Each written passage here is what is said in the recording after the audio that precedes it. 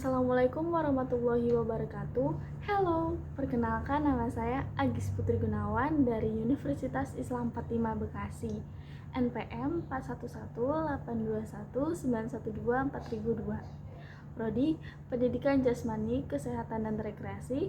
Dosen pengampu Bapak Dr. Didin Abidin MSc MPD dan Bapak Loan Subarno SPD MPD. Di sini saya akan menjelaskan tentang sistem gerak manusia. Video penjelasannya sebagai berikut. Bye-bye, selamat menyaksikan. Sistem gerak manusia. Sistem gerak pada manusia atau yang dalam bahasa medis disebut juga sebagai sistem muskuloskeletal. Terdiri dari tulang, otot, sendi, serta organ-organ lain seperti ligamen dan tulang rawan. Organ-organ yang termasuk ke dalam sistem ini akan bekerja sama untuk melakukan berbagai fungsinya dengan baik. Apa itu rangka? Rangka adalah susunan tulang-tulang dalam sistem tertentu. Rangka terletak di dalam tubuh atau dikenal dengan istilah endoskeleton. Rangka di dalam tubuh dibalut oleh otot, daging, dan kulit. Fungsinya untuk menghindari kerusakan yang timbul akibat gesekan organ-organ yang lebih keras dibandingkan organ yang lebih lunak. Fungsi rangka yang pertama, sebagai alat gerak pasif. Yang kita ketahui bahwa tanpa adanya otot, tulang tidak dapat bergerak. Oleh karena itu, perlu adanya kerjasama dari kedua organ ini agar dapat terjadi suatu gerakan. Susunan rangka manusia. Tulang-tulang yang menyusun rangka tubuh kita terbagi menjadi dua bagian, yaitu kerangka aksial atau kerangka sumbu tubuh. Terdiri dari 80 ruas tulang. Beberapa di antaranya adalah tulang kepala atau kranium, tulang leher atau oidium dan vertebrae cervicis, dan tulang batang atau costae, setrum, vertebrae, dan sacrum. Kerangka apendikular yaitu kerangka tambahan yang terdiri dari tulang-tulang ekstremitas, baik ekstremitas atas maupun ekstremitas bawah, dengan total 126 segmen tulang, meliputi tulang-tulang di bahu, panggul, dan anggota tubuh termasuk lengan, tangan, tungkai, dan telapak kaki. Jadi, total tulang yang ada di tubuh manusia adalah 206 tulang. Tulang penyusun rangka manusia. Yang pertama, tulang tengkorak, terbagi menjadi dua bagian, yaitu bagian kepala dan bagian muka. Bagian kepala terdiri dari tulang dahi atau frontal, tulang baji atau sphenoid, tulang ubun-ubun atau parietal, tulang pelipis atau temporal, tulang kepala belakang atau occipital. Yang kedua, bagian muka. Bagian muka terdiri dari tulang air mata atau lakrimal, tulang hidung atau nasal, tulang rahang atas atau maksila, tulang rahang bawah atau mandibula, tulang pipi atau zigomatik. Tulang penyusun rangka manusia. Yang kedua, tulang belakang. Tulang belakang terdiri dari 7 ruas tulang leher atau cervical, 12 ruas tulang punggung atau thoracic, 5 ruas tulang pinggang atau lumbar, 5 ruas tulang kelakang atau sacrum, 4 ruas tulang ekor atau coccyx. Yang ketiga, tulang dada. Tulang dada terdiri dari 3 bagian, yaitu bagian hulu atau tungkai atau manubrium sterni. Yang kedua, bagian badan atau bagian tengah atau corpus sterni. Yang ketiga, bagian tajuk pedang, terbuat dari tulang rawan atau processus xiphoid. Tulang rusuk. Tulang rusuk terdiri dari 3 jenis tulang, yaitu 7 pasang tulang rusuk sejati, 3 pasang tulang rusuk palsu, 2 pasang tulang rusuk melayang. Tulang dada dan tulang rusuk melindungi organ jantung dan paru-paru dari gesekan. Yang keempat, tulang gelang bahu. Tulang gelang bahu terdiri dari 2 tulang belikat atau scapula. Tulang belikat atau scapula adalah tulang pipih besar berbentuk segitiga yang terletak di bagian belakang bahu atau punggung bagian atas. Tulang ini menghubungkan tulang lengan atas dan tulang selangka. Dua tulang selangka atau klavikula. Tulang selangka klavikula adalah tulang panjang yang sedikit melengkung yang menghubungkan lengan dengan tubuh. Tulang ini terletak di kedua sisi pangkal leher. Tulang penyusun rangka manusia. Yang kelima, tulang gelang panggul. Terdiri dari tulang usus atau ilium, tulang duduk atau ischium, tulang kemaluan atau pubis. Tulang usus adalah tulang terbesar dibandingkan dengan kedua tulang pembentuk tulang panggul lainnya dan berbentuk seperti sayap. Tulang duduk atau ischium terletak di bagian paling bawah dan belakang pada tulang panggul. Tulang kemaluan terletak di depan tulang panggul dekat dengan alat kelamin. Tulang yang juga dikenal dengan sebagai tulang kemaluan ini berfungsi untuk melindungi organ kemih dan organ intim bagian dalam. Tulang penyusun rangka manusia. Yang keenam, tulang anggota gerak. Terdapat dua bagian, yaitu bagian atas dan bagian bawah. Yang pertama, bagian atas.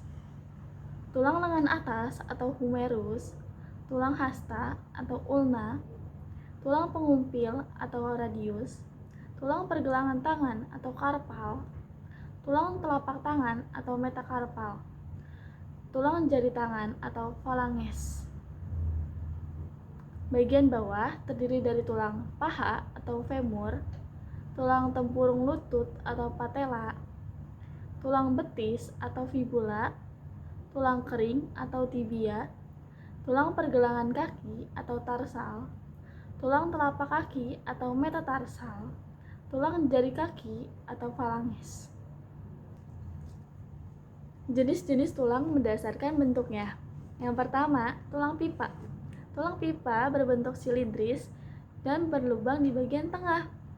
Terdapat 3 bagian dalam tulang pipa, yakni epifisis atau kedua ujung, diafisis atau bagian tengah, dan cakra epifisis atau di antara epifisis dan diafisis.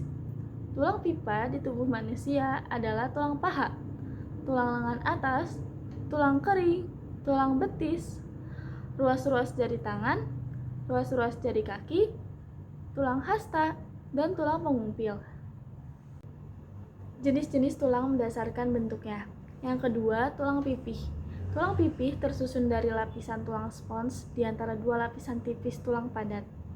Tulang pipih berbentuk pipih, tidak membulat.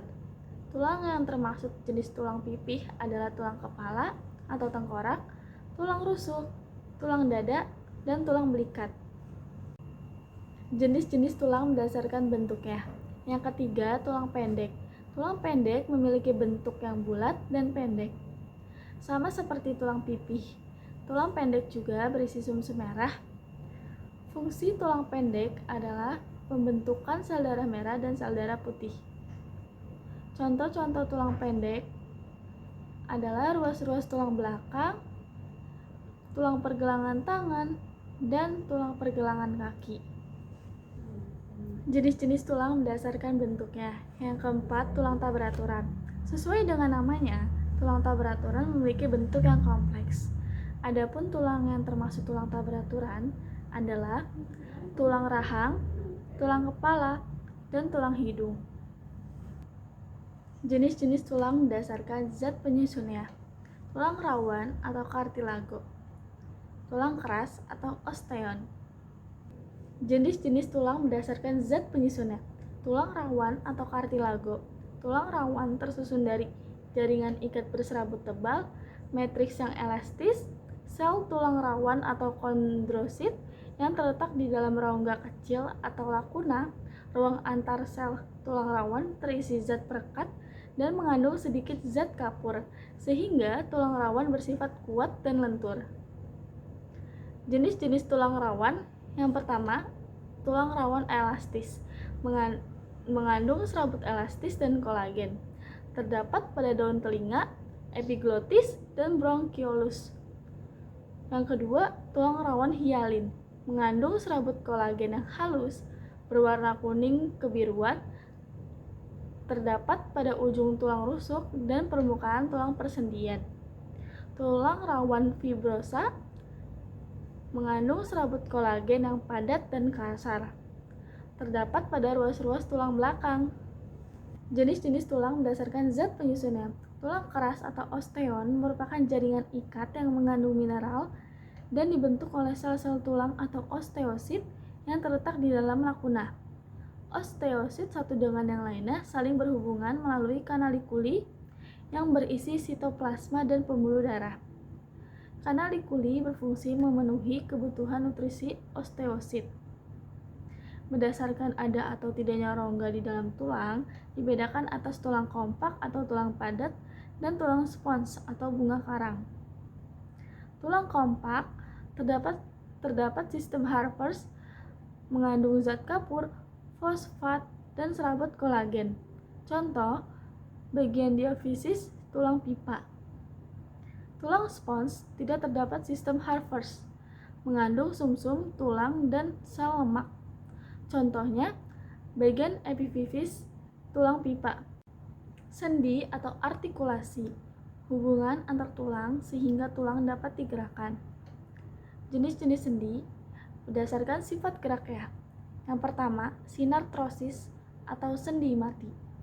Yang kedua, amfiartrosis atau sendi kaku. Yang ketiga, diartrosis atau sendi gerak. Sendi atau artikulasi, hubungan antar tulang sehingga tulang dapat digerakkan. Jenis-jenis sendi berdasarkan sifat geraknya. Yang pertama, sinartrosis atau sendi mati. Yang kedua, amfiartrosis atau sendi kaku. Yang ketiga, diartrosis atau sendi gerak. Amfiartrosis atau sendi kaku, persendian yang memungkinkan terjadinya sedikit gerakan. Karena hubungan antar tulang ini dihubungkan oleh kartilago atau tulang rawan. Terdapat pada tulang kering dan tulang betis. Yang terakhir, diartrosis, sendi gerak. Persendian yang memungkinkan terjadinya gerakan tulang secara leluasa karena dihubungkan oleh ligamen atau jaringan berserabut berupa pita elastis sehingga tulang dapat digerakkan.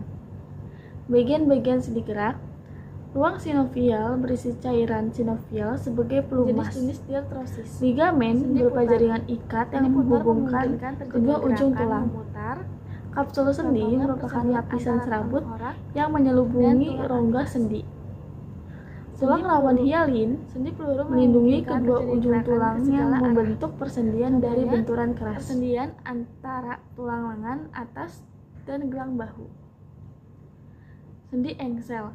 Sendi engsel memungkinkan terjadinya gerakan ke satu arah. Contohnya persendian pada siku dan lutut. Sendi pelana.